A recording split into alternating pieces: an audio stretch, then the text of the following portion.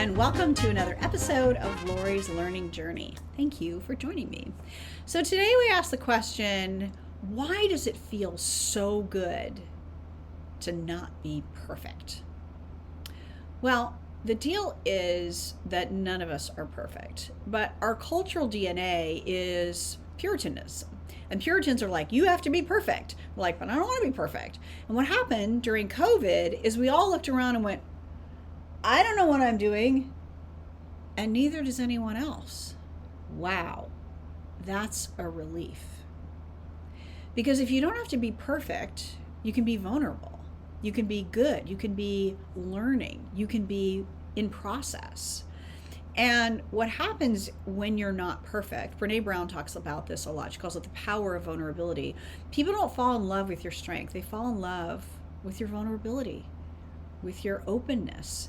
And we like people better when they're not perfect. Think about celebrities that you really like. Someone like Tom Hanks. He doesn't try to be perfect. He's just like, hey, I'm a regular guy, right?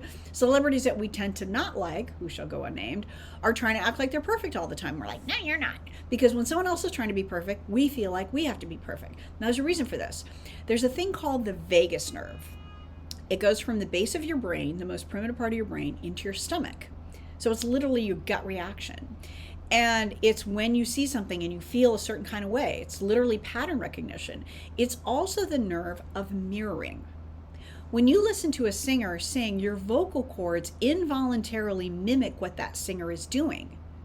It's like you come home from a concert and you're hoarse. You're not hoarse from yelling, you're hoarse because your vocal cords were imitating that singer. Maybe that singer was yelling. So when someone else isn't being perfect, takes the pressure off me of having to be perfect. And all of a sudden I can be open. And guess who's discovering this? Companies all over the world. We like TikTok videos better when people aren't like super dressed up and perfect. Google calls this sharing things before the paint is dry. Isn't it better to be given kind of an inside view and have a say at things as opposed to, surprise, it's perfect, right?